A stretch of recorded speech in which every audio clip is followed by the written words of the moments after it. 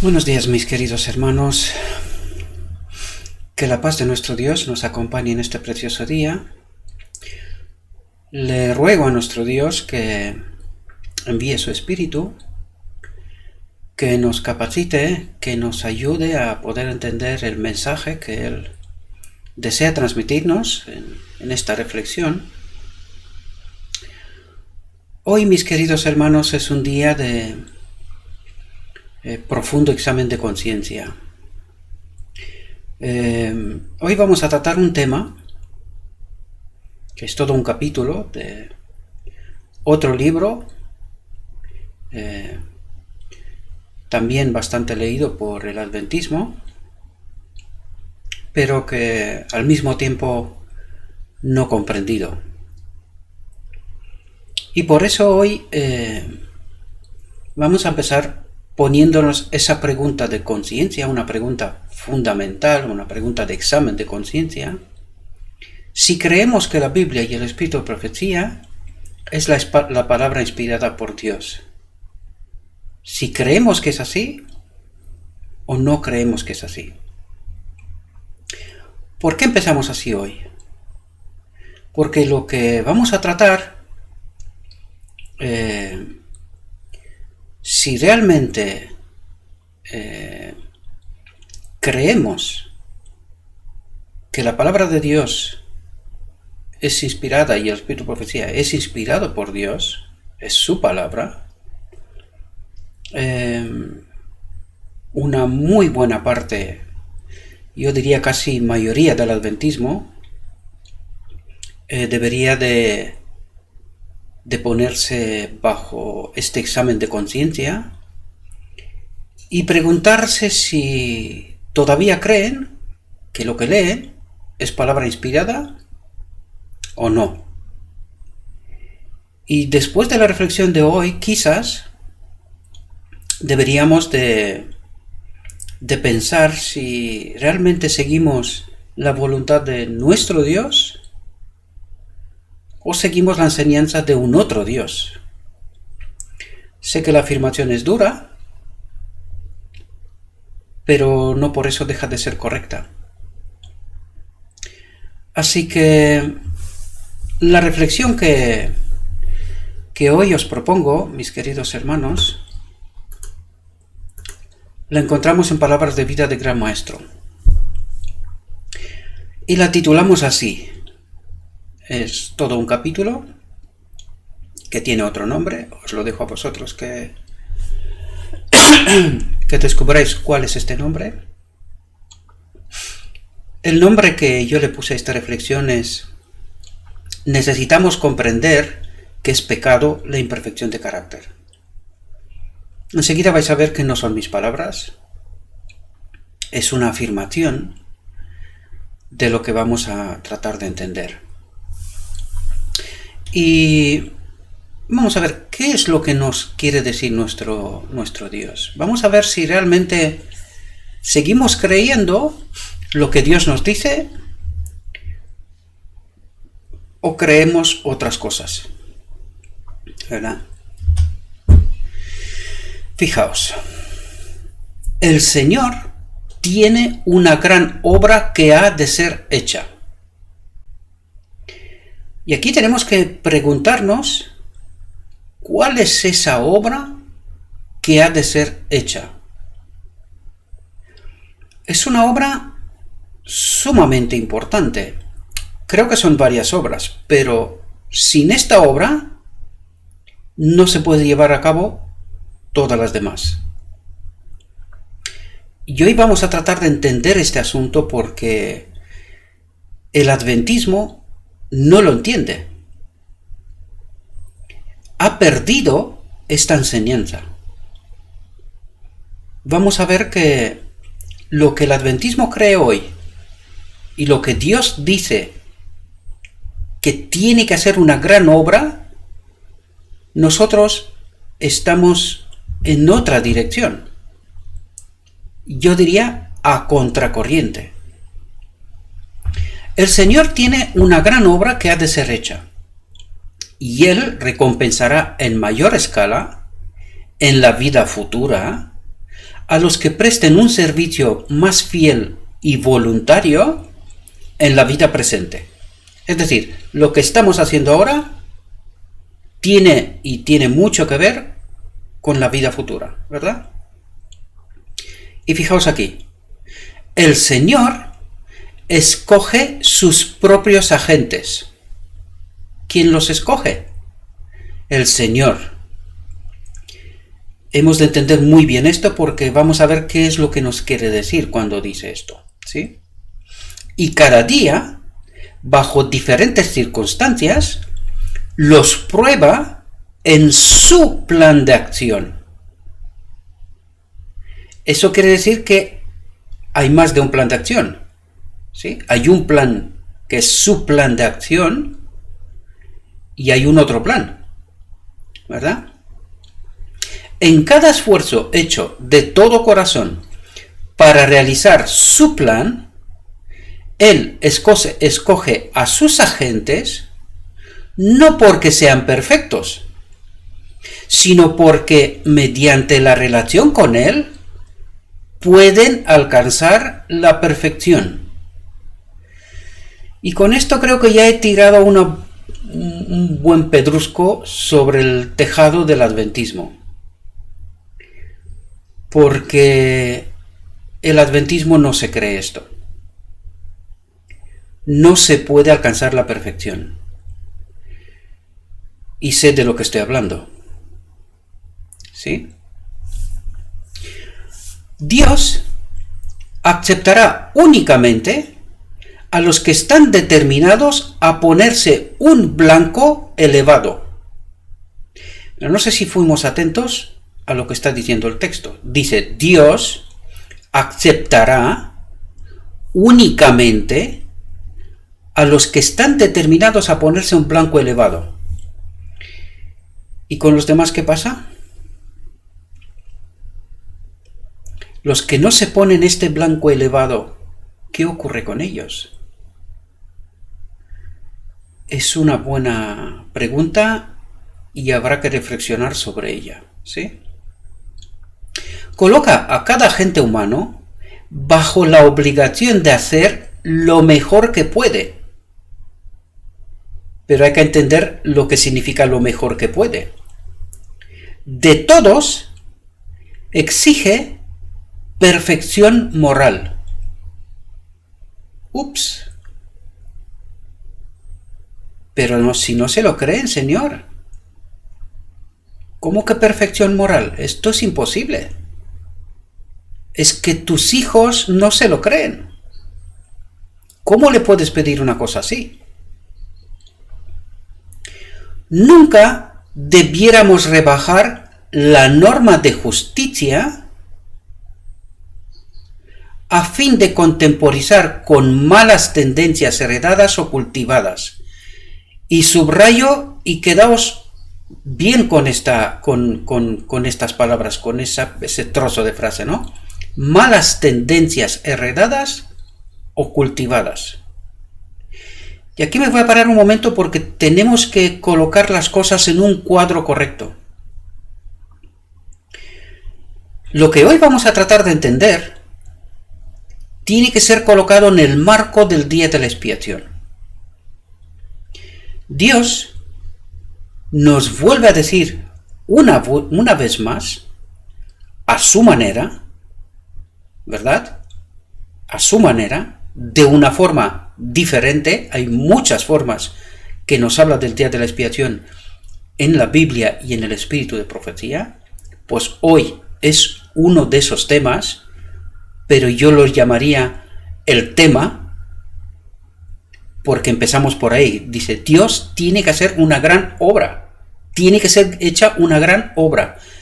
Y hoy tenemos que entender cuál es esta obra sin la cual no se puede llevar a cabo ninguna de las demás. Si esta obra no está hecha, ninguna de las demás ni siquiera importan. Ni siquiera importan. Y tenemos que entender claramente cuál es esa obra, ¿verdad?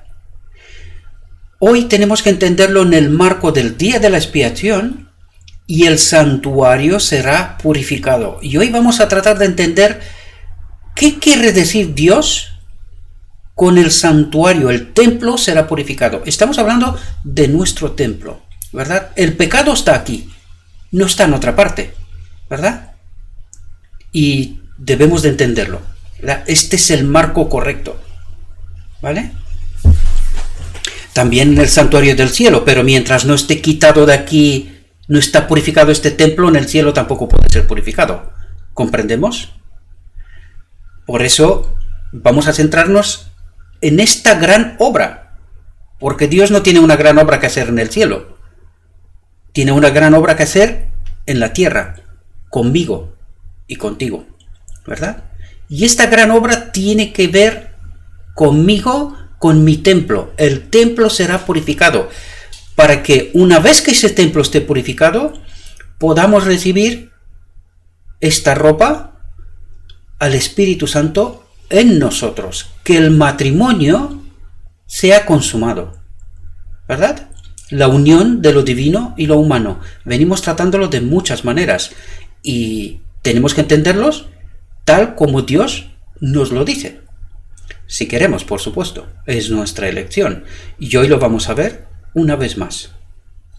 De todos exige perfección moral. Nunca debiéramos rebajar la norma de justicia a fin de contemporizar con malas tendencias heredadas o cultivadas. Y este es el gran problema que nosotros tenemos. Este es el gran problema y lo vamos a ver. Y ahora viene el título de nuestra reflexión. Necesitamos comprender que es pecado la imperfección de carácter. Si es pecado la imperfección de carácter, ¿de qué nos habla este Evangelio de la Gracia? Me refiero a la gracia barata, ¿verdad? ¿De qué nos habla? ¿Lo comprendemos? Dios exige de nosotros perfección de carácter. Esta es la exigencia.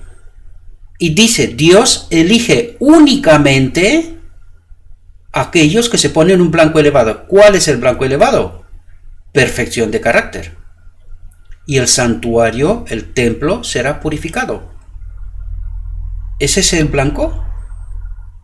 ¿Comprendemos? Bien.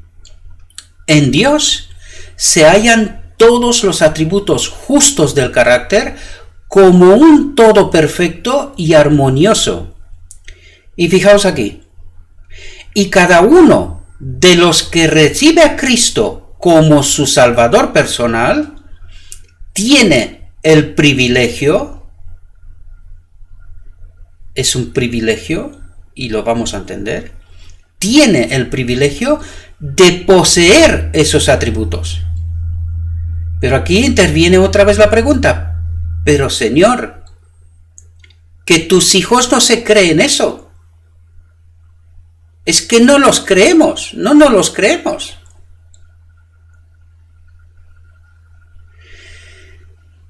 Aquí hay dos aspectos.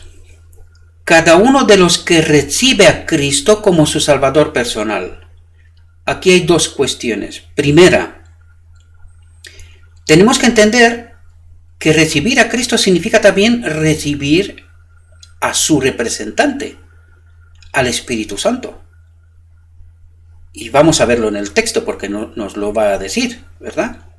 Necesitamos la presencia del Espíritu Santo para que Él sea realmente mi Salvador personal, ¿verdad? Me dice personal. En mí tiene que hacer esta gran obra, ¿verdad? Por lo tanto, tengo que entender claramente que necesito recibir a este Espíritu, a su Espíritu, ¿verdad? Por eso me está diciendo, tiene el privilegio de poseer esos atributos. ¿Entendemos? El privilegio es que puedo tener ese privilegio de tener al Espíritu Santo que me acompañe y al tener al Espíritu Santo tengo esos atributos. ¿Lo entendemos? Y todos los que quieran ser obreros juntamente con Dios, aquí quiero atraer la atención, y no es porque yo quiero, sino porque creo que es necesario, ¿verdad? porque de todas maneras vamos a tratar sobre esto, ¿verdad? Aquí tenemos que estar atentos todos aquellos que estamos involucrados en la obra de Dios. Cuando digo esto, en realidad, todo aquel que ha aceptado a Cristo como su Salvador personal debe de ser obrero. Pero desgraciadamente, tal como nuestra iglesia está configurada en la actualidad, ¿verdad? Y hay una clase superior, una élite la llamo yo, ¿verdad? Sin ninguna maldad, pero realmente es así, ¿verdad? Es una élite, unos maestros de Israel, ¿verdad? Que establecen doctrina, que establecen las normas cómo se tiene que dirigir la iglesia o administrar la iglesia, si queremos decir así, y la teología de esta iglesia, ¿verdad? Bien, pues tenemos que entender aquí exactamente que este texto va dirigido a los maestros de Israel, sean quien sea. ¿Sí? En realidad, ese texto debería de ser dirigido, y es dirigido, a todo cristiano, a todo aquel que recibe a Cristo. Pero lo vuelvo a repetir, tal como está configurada la iglesia, pues parece ser que aquí hay dos clases. ¿Sí? Y esta línea no debería de haber existido nunca, pero existe. Y todos los que quieran ser obreros juntamente con Dios, maestros de Israel, ¿verdad? Deben esforzarse por alcanzar la perfección de cada órgano del cuerpo y cada cualidad de la mente. ¿Entendemos lo que exige a los maestros de Israel, pero en realidad a todos nosotros? Todos los que estamos en la obra juntamente con Dios, perfección de cada órgano del cuerpo y cada cualidad de la mente. Y ahora vamos a ver de por qué hablamos de los maestros de Israel, ¿verdad? Porque ellos creen que por estar educados en las universidades, ¿verdad?, son esa élite que sí tienen derecho a dirigir, ¿verdad?, al pueblo de Dios. Que en realidad no es así, pero por ahora entendámoslo tal cual está organizada la iglesia, ¿sí?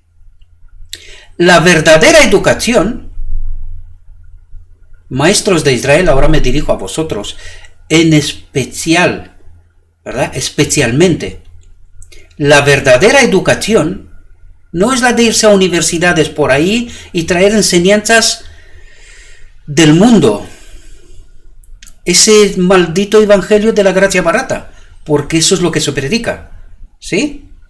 La verdadera educación es la preparación de las facultades físicas, mentales y morales para la ejecución de todo deber.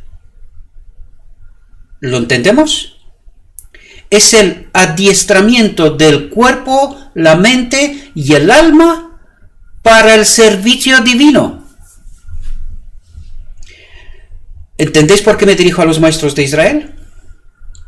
Y fijaos lo que nos dice. Esta es la educación que perdurará en la vida eterna. La de las universidades no, queridos.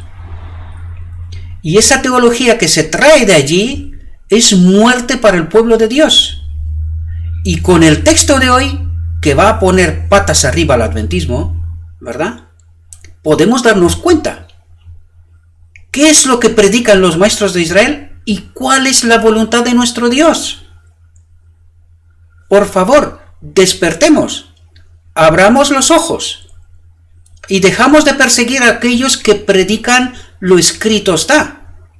Por eso empezamos por ahí, porque la pregunta del inicio es una pregunta cuando cada miembro de esta iglesia adhiere y acepta a Cristo, se le hace esa pregunta en el bautismo. ¿Sí o no?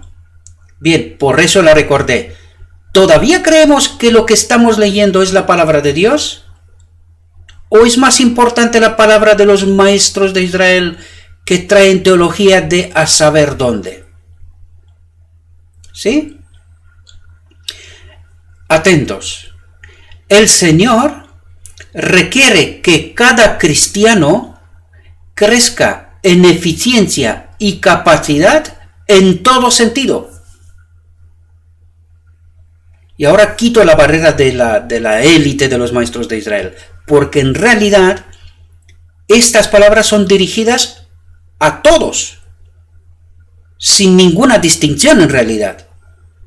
Alguien se ha encargado de que haya una distinción, pero no debería ser así, ¿verdad?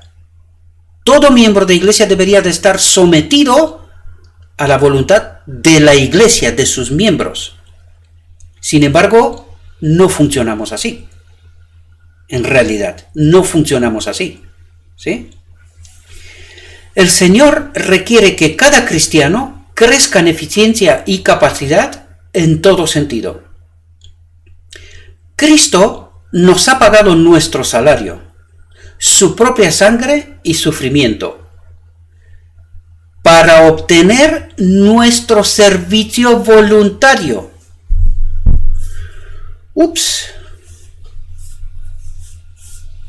¿Servicio voluntario o pagado? Reflexionemos. Vino a nuestro mundo para darnos un ejemplo de cómo debemos trabajar y qué espíritu debiéramos manifestar en nuestra labor.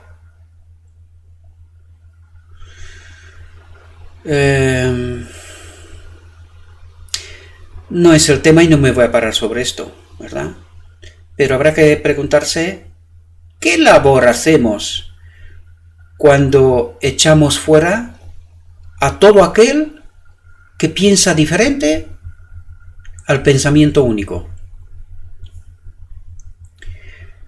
Aunque no es un pensamiento único, porque los maestros de Israel sí que están repartidos en distintos pensamientos, ¿no? Liberal, conservador y de otra índole, ¿verdad? A ellos no les echa nadie, ¿verdad? Vino a nuestro mundo para darnos un ejemplo de cómo debemos trabajar y qué espíritu debiéramos manifestar en nuestra labor. Desea que estudiemos la mejor forma de hacer adelantar su obra y glorificar su nombre en el mundo. ¿Cuál es nuestra labor? No es de pelear contra el pecado, que también, sino glorificar el nombre del Padre en el mundo. Esto tiene que ver también con el mensaje que la iglesia de la Odisea tiene que dar al mundo, ¿sí? Coronando de honor y del más grande amor y devoción al Padre, que de tal manera amó al mundo, que ha dado a su Hijo unigénito, para que todo aquel que en él cree no se pierda, mas tenga vida eterna. Sin embargo, y aquí os pido por favor que estéis atentos, sin embargo, Cristo no nos ha dado la seguridad de que sea asunto fácil lograr la perfección del carácter. Pero no hace falta ni siquiera esforzarse en este sentido. Si tus hijos no te lo creen, Señor, es que no te creen. ¿Cómo que el asunto, el problema y esta gran obra que tenemos que hacer sea la perfección del carácter? ¿En serio? ¿No somos salvos por gracia? Pensemos profundamente, queridos. Pensemos profundamente en quién creemos y si hemos entendido bien la voluntad de nuestro Dios. Y lo digo porque es que cuando prediqué en mi iglesia este mismo tema, saltaron por los aires. No solo en mi iglesia. Escuché hasta el presidente de la Unión predicar en contra de este mensaje. Y el texto nos dice que esta es la gran obra que Dios tiene que hacer en nosotros. Es la primera. Sobre todo. Y eso nos tiene que decir claramente que no entendemos la obra del gran día de la expiación y el templo será purificado. Porque de eso se trata. Cuando habla de la perfección del carácter, es ese templo purificado. Lo hemos explicado en todas nuestras reflexiones.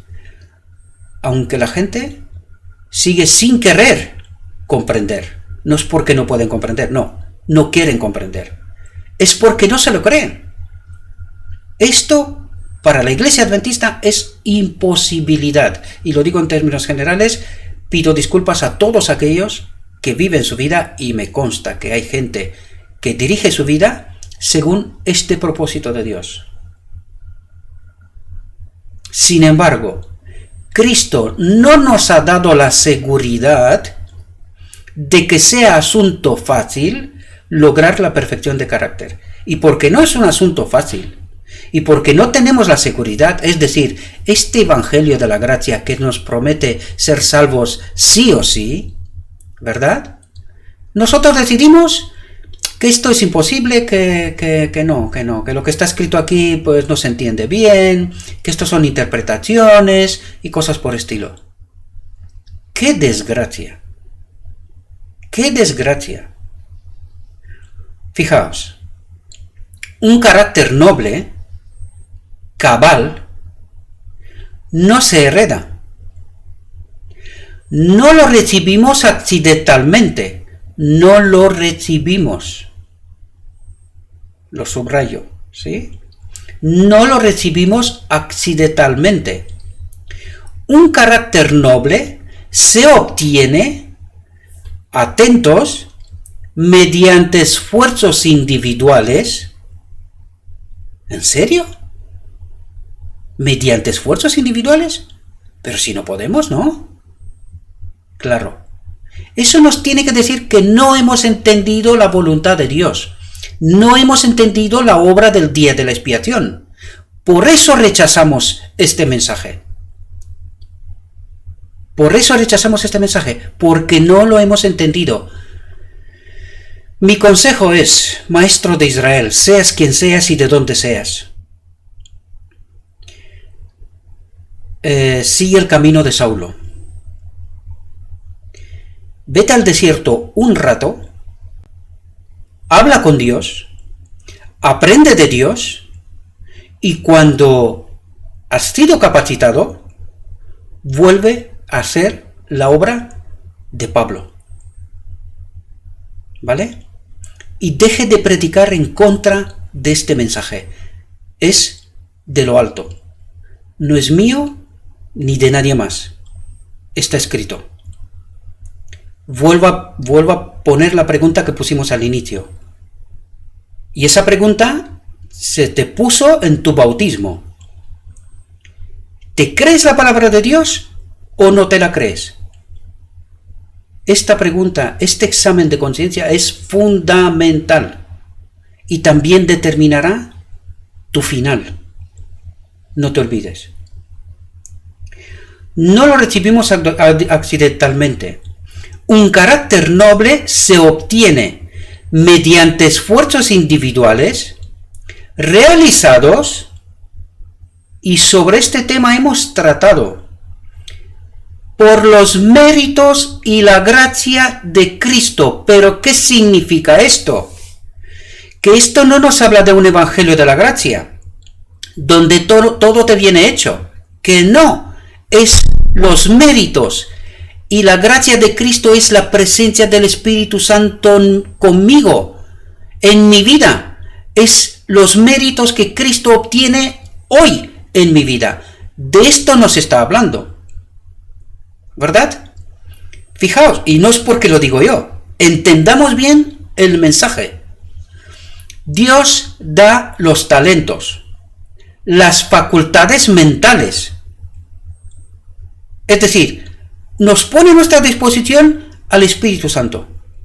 ¿Verdad? Eso es lo que está diciendo en esencia. ¿Sí? Y fijaos, nosotros formamos el carácter. ¿Quién forma el carácter? Nosotros. Pero ¿qué es lo que está diciendo en realidad? Queridos hermanos, Nosotros formamos el carácter porque esto tiene que ver con mi libertad de elección. ¿Quién elige? Soy yo. ¿Y qué significa mi carácter? Es la totalidad o el resultado de mis elecciones, de mis decisiones en realidad. ¿Entendemos? Perdonadme un segundo, ¿vale? El carácter es la suma, la totalidad y la consecuencia de mis decisiones. Por eso el carácter tengo que formarlo yo, con mis decisiones. Dios no puede acceder a eso. No sería justo, porque entonces yo en verdad no sería libre. Y Satanás tendría razón. No seríamos libres.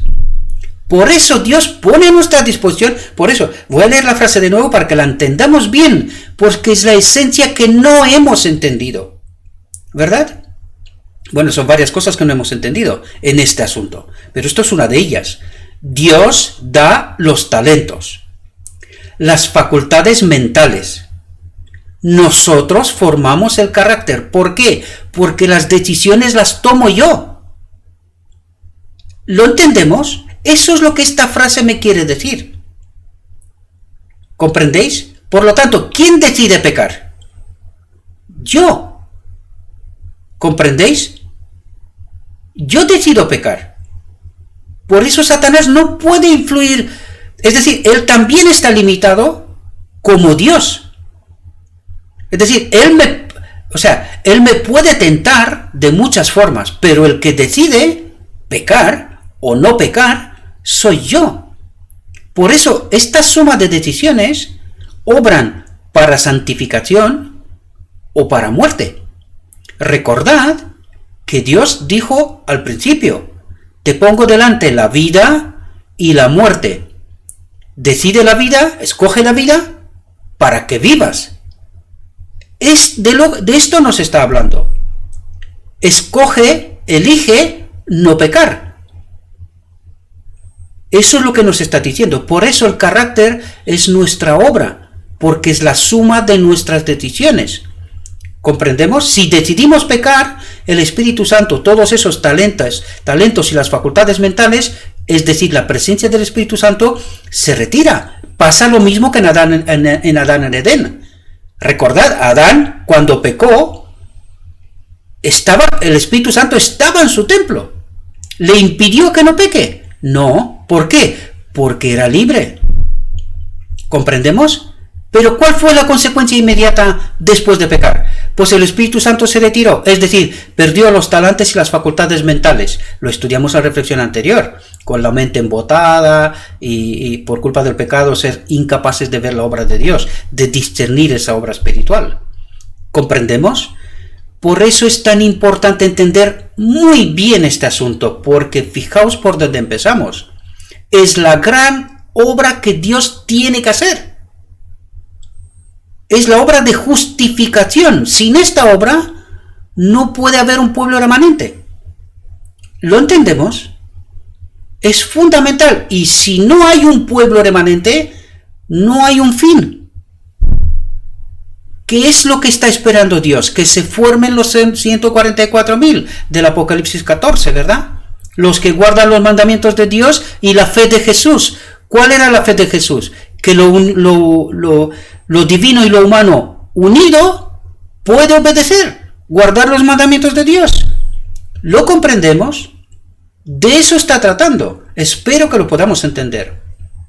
Fijaos, porque ahora viene explicándolo. Lo desarrollamos sosteniendo rudas y severas batallas contra el yo. Pero ¿hay alguien que haga esto hoy por hoy? Cuando el Evangelio de la Gracia te está diciendo, tú tranquilo, estás en la iglesia, no te preocupes, tú vienes el sábado, te lees un poco la Biblia, entiendes un poquito del Espíritu de Profecía, algunas cosillas, y ya está, eres salvo. ¿Os dais cuenta que no es así? Que este Evangelio dichoso de la gracia barata nos lleva directamente a la muerte. lo desarrollamos sosteniendo rudas y severas batallas contra el yo. Hay que sostener conflicto tras conflicto contra las tendencias hereditarias. Pelear con nuestra genética, ¿verdad? Estas son las tendencias hereditarias. Pelear con todo el bagaje que llevamos encima, ¿verdad? Tendremos que criticarnos a nosotros mismos severamente, dice. Y fijaos aquí, y no permitir que quede sin corregir un solo rasgo desfavorable. ¿Entendéis cuál es nuestra principal batalla? ¿Entendéis cuál es esa gran obra que Dios tiene que hacer en nosotros? El día de la expiación y el templo será purificado. ¿Y entendéis que depende de nosotros? ¿Lo entendéis? Por eso, una tras otra, la Biblia y el Espíritu de Profecía nos insta, nos admonesta. ¿Por qué? Porque yo soy libre. Tengo que decidir yo. Yo una vez que decido, tengo poder para obedecer. Si decido para la vida, claro. Si decido para la muerte, pues me quedo desprovisto de poder. Por eso vengo a explicar ese mecanismo en muchas reflexiones, para que lo entendamos. Y esta reflexión para nosotros es, intento no utilizar esta palabra, pero es que es fundamental. Es fundamental entender este mensaje. Si no lo entendemos, vamos a tener un gravísimo problema. Un gravísimo problema. Fijaos, nadie diga, no puedo remediar mis defectos de carácter. ¿Lo entendemos, queridos? No puedo remediar mis defectos de carácter. ¿Y qué es lo que estamos predicando hoy, queridos? Cada vez que alguien se levanta y predica semejante mensaje en la iglesia, está echado, y yo lo hablo por experiencia personal. Es mi experiencia personal, ¿verdad? Si llegáis a esta conclusión, fijaos aquí lo que significa. Si llegamos a esta conclusión que no puedo remediar mis defectos de carácter, dejaréis ciertamente de obtener la vida eterna. ¿Perdón? ¿Hemos entendido bien? Vuelvo a leer la frase. Nadie diga, no puedo remediar mis defectos de carácter. Si llegáis a esta conclusión, dejaréis ciertamente de obtener la vida eterna. La imposibilidad reside en vuestra propia voluntad. La imposibilidad reside en vuestra propia voluntad. Si no queréis, no podéis vencer. ¿Lo entendemos, queridos? ¿Lo entendemos? La desgracia de la teología adventista con el evangelio de la gracia barata. La verdadera dificultad, y aquí nos dice por qué no creemos. La verdadera dificultad proviene de la corrupción de un corazón no santificado y de la falta de voluntad para someterse al gobierno de Dios, al método de Dios. Y eso los maestros de Israel tenían que hacerse una pregunta seria. Porque si no me someto a la voluntad de Dios, al gobierno de Dios,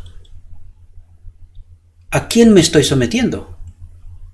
Solo hay dos vías, no hay tres. Con Dios o en contra. Entonces, ¿qué evangelio estoy predicando? Pensémoslo bien, queridos. Pensémoslo bien. Esto no es broma, no es juego. Lo he dicho en muchas ocasiones. Eso es tan serio como lo que acabamos de leer. Muchos a quienes Dios ha calificado para hacer un excelente trabajo, realizan muy poco. Porque no se lo creen, claro.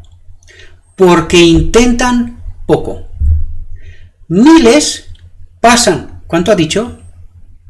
Miles, muchos, pasan por la vida como si no tuvieran objeto definido por el cual vivir. Dice, objeto definido, como si no tuviésemos una meta, ni norma que alcanzar. Esto va en contra del Evangelio adventista, queridos. Esto va en contra, porque nosotros estamos predicando un Evangelio de la gracia barata.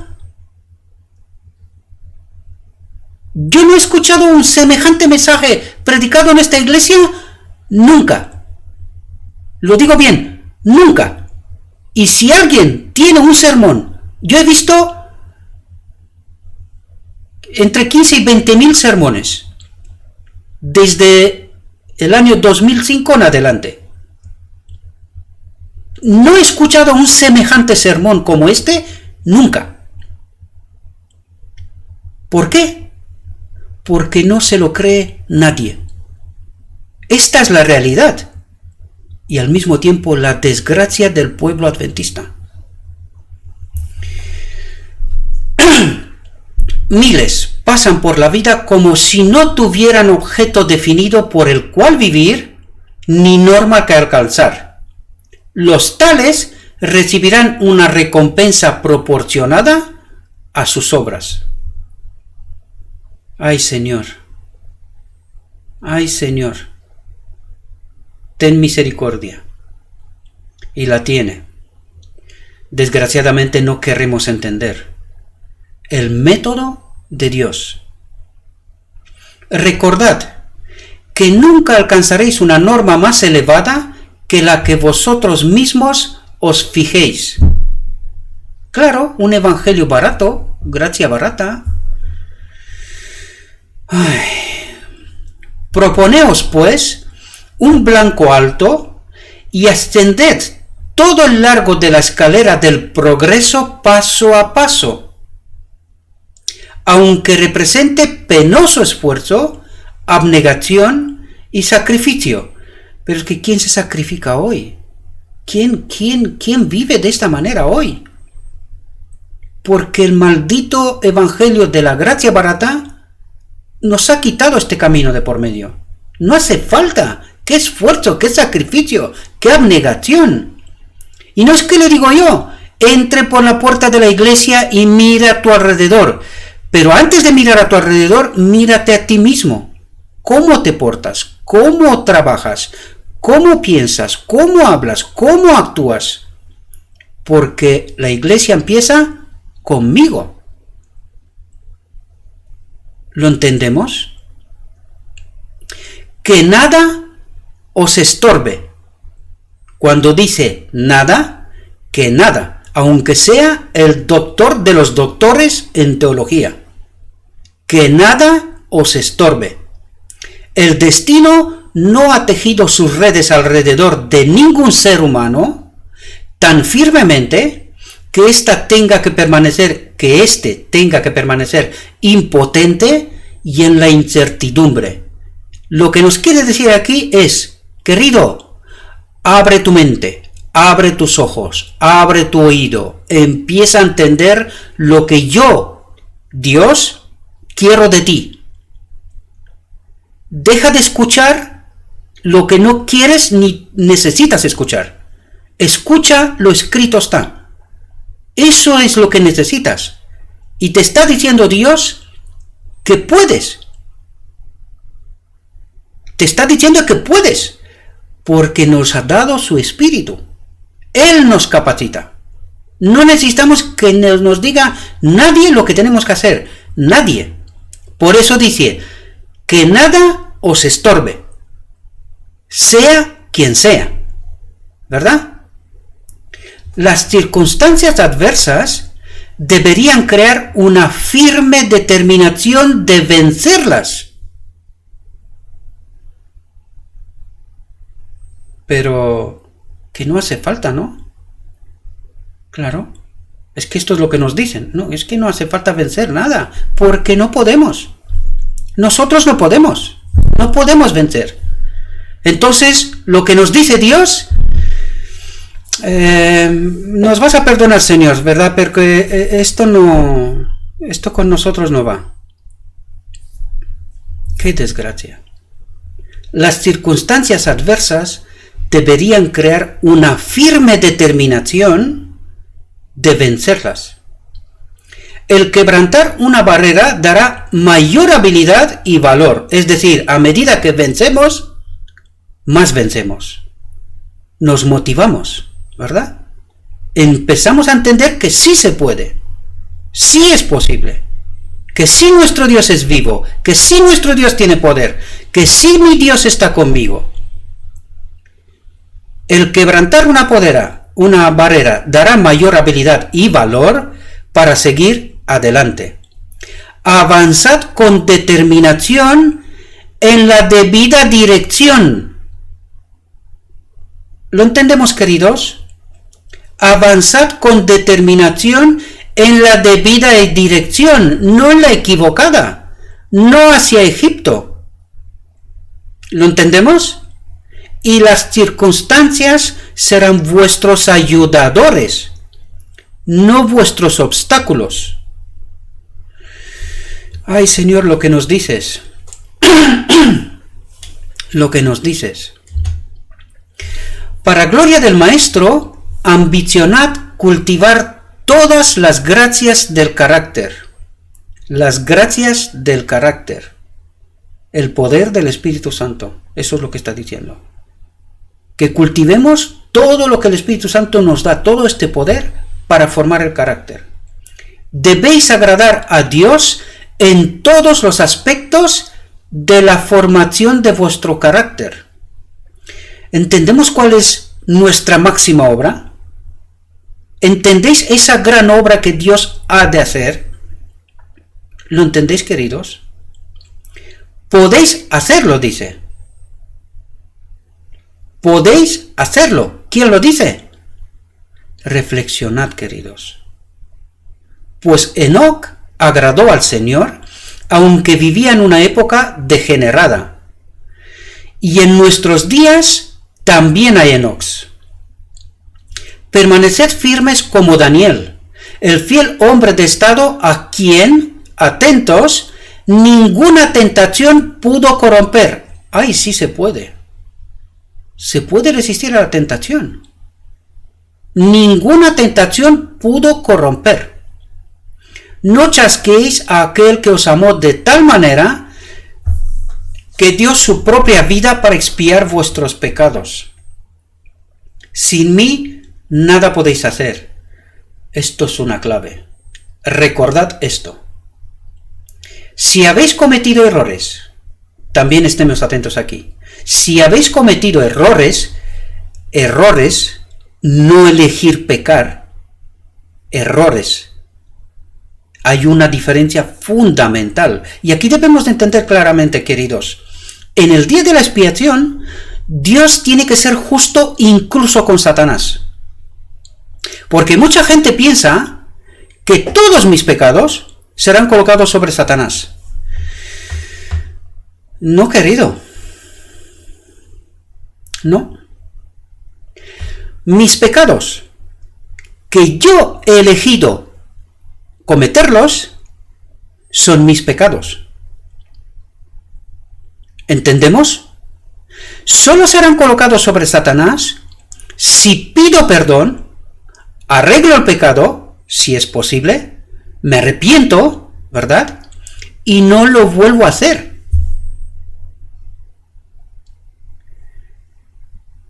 Pero cuidado, porque si yo elijo pecar, en mi carácter se forman unas vías, que lo vimos en otras reflexiones, que por qué peco, o de qué peco, más peco.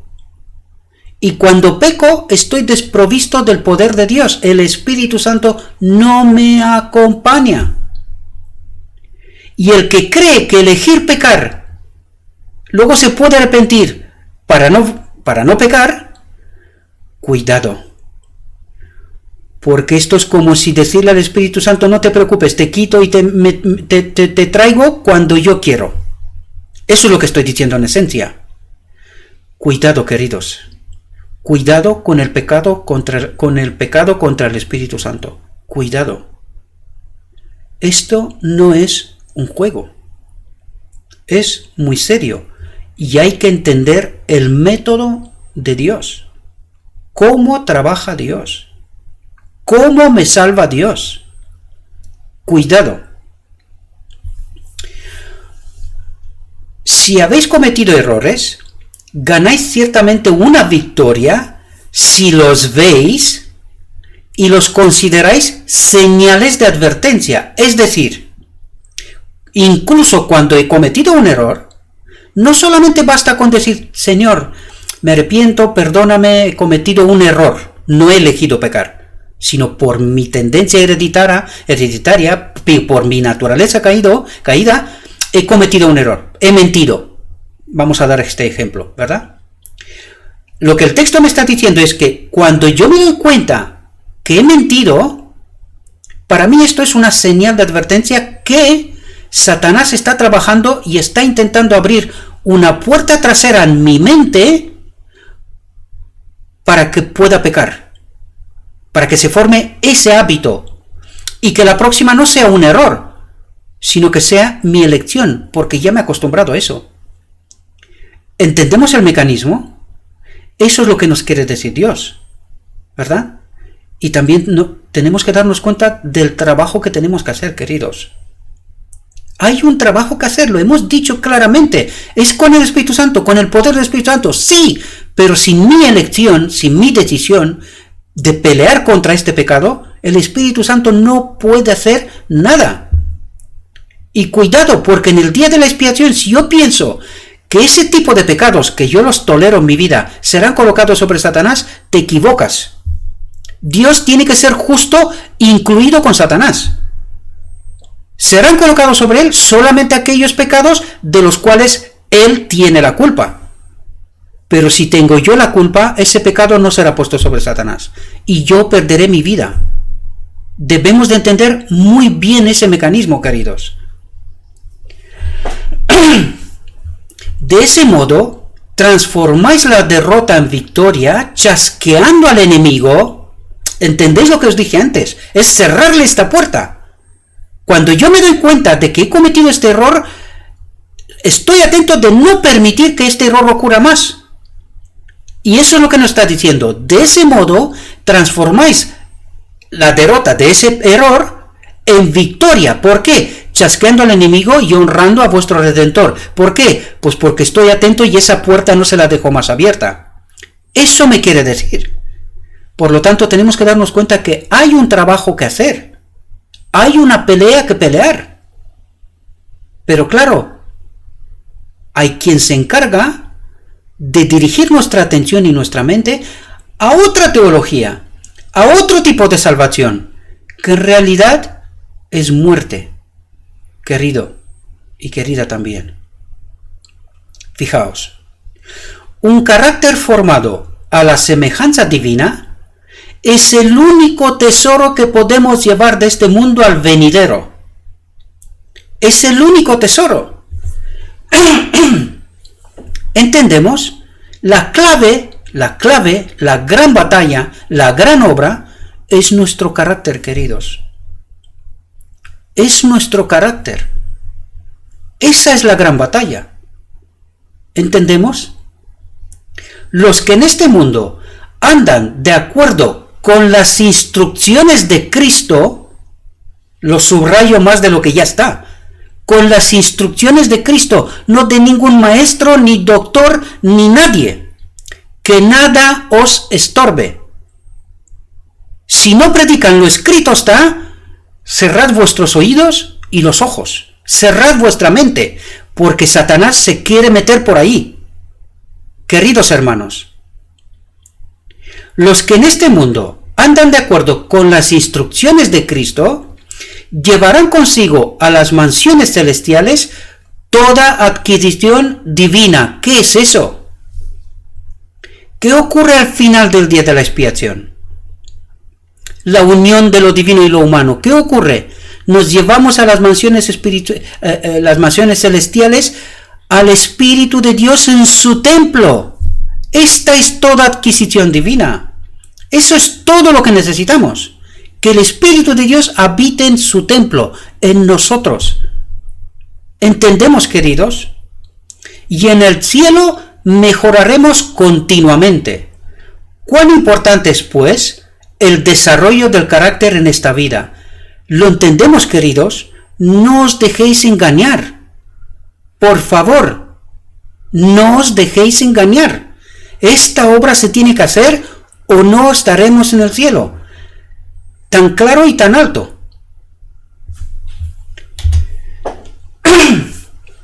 Fijaos, los seres celestiales obrarán con el agente humano que con determinada fe busque esa perfección de carácter que alcanzará la perfección en la acción.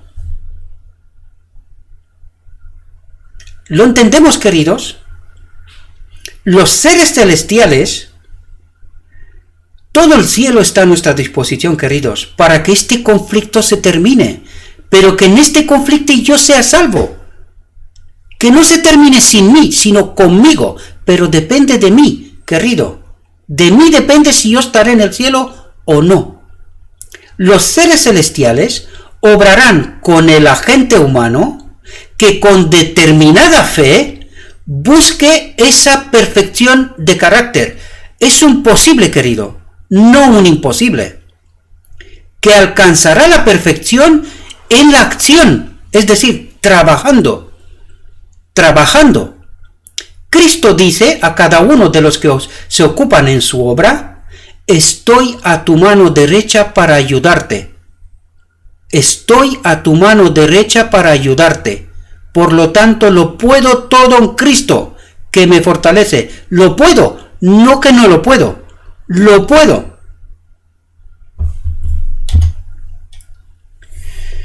Cuando la voluntad del hombre, quiero que estéis muy atentos a esto, porque es algo que no se lo cree nadie. Por eso lo resalto tanto, porque está escrito, es lo que nuestro Dios nos manda, que lo entendamos de una vez. Cuando la voluntad del hombre coopera con la voluntad de Dios, llega a ser omnipotente. ¿Qué significa esto, queridos? Que no hay nada que no pueda hacer. Eso es lo que está diciendo. Cualquier cosa que debe hacerse por orden suya, ¿sí?, puede llevarse a cabo con su fuerza, con el poder del Espíritu Santo. Yo no sé de dónde hemos llegado nosotros a este dichoso evangelio de la gracia barata. Bueno, sí sé de dónde lo hemos llevado. Y no son lobos, queridos, son maestros de Israel que se han ido haciendo doctorados en universidades del mundo y han venido dentro del pueblo de Dios con esta enseñanza. Porque un lobo solitario de una pobre iglesia no puede hacer esto. No lo puede hacer. Tiene que ser un doctor que tenga la capacidad de dirigir todo el pueblo, con sus libros, con su enseñanza, siendo profesor de universidades de las nuestras y enseñando así ese dichoso evangelio de la gracia barata. Y Satanás nos dirige la atención donde no es. Nos engaña otra vez, queridos, porque nosotros creemos lo mismo que en Edén, que no moriremos, que Dios nos ama. ¿Y qué le pasó a Adán? Aprendamos de una vez esta elección. O es 100% verdad, o 99,9% de verdad, y un 0,01% de mentira es 100% mentira. Por lo tanto, despertemos, queridos. Entendamos de una vez lo que Dios quiere y exige de nosotros. No dejad de escuchar miserias que Satanás está intentando enseñarnos.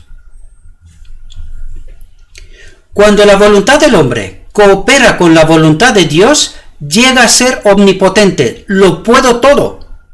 Cualquier cosa que debe hacerse por orden suya, puede llevarse a cabo con su fuerza. Todos sus mandatos son habilitaciones, posibilidades.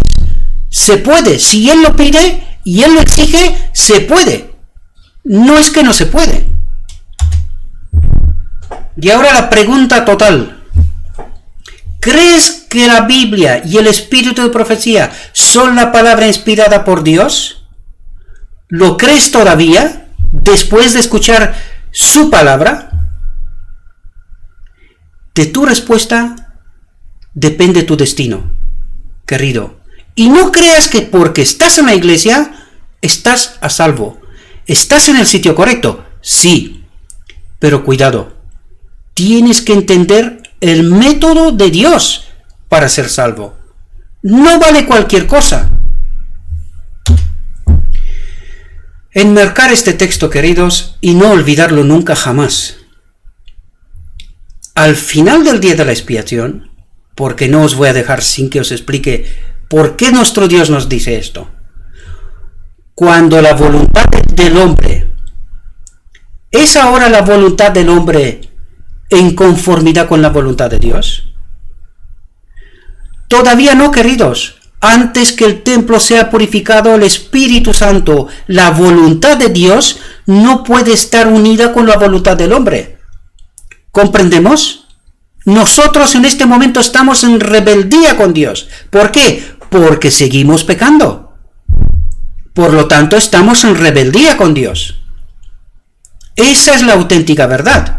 Pero que al final del día de la expiación, y eso es lo que nos viene a decir este texto, cuando la voluntad del hombre coopera con la voluntad de Dios, llega a ser omnipotente. Esto ocurre al final del día de la expiación, queridos. Pero antes, tiene que ocurrir todo lo que hemos dicho antes. Esa es la purificación de nuestro templo. Y el templo será purificado, para que al final del día de la expiación el Espíritu de Dios pueda volver a habitar en su templo, que soy yo, querido. Espero, mis queridos hermanos, que una vez más esta reflexión nos ha podido ayudar a entender esa realidad, queridos. Espero que seamos capaces, que Dios nos ayude, impresione nuestra mente, que seamos capaces de entender su método, su verdad, queridos. Eso nos tendría que decir qué desvío tenemos en nuestra iglesia. Y no es porque estoy hablando en contra de la iglesia, sino intento ser como un faro para que la gente abra los ojos, abra su mente, que entienda la verdad de Dios. Tenemos esos libros, el espíritu de profecía. Lo leemos, pero no lo entendemos, queridos. ¿Por qué? Pues porque alguien se encarga de crear en nuestra mente prejuicios. Y ya lo hemos leído, lo hemos tratado en reflexiones anteriores. Cuando abrimos la Biblia, la palabra de Dios, con prejuicios, con cierta prepotencia, como que yo me lo sé, que yo ya sé por dónde va. Claro, no entiendo. Ese es el gran problema. Por eso os he dicho siempre, vaciad la mente de toda la basura que Satanás nos está metiendo en la cabeza. Vaciad la mente y con una mente abierta, como si no supieras nada, trata de entender con la ayuda del Espíritu Santo, pídeselo antes, y seguro que vendrá, porque nos lo ha prometido, entenderemos la verdad.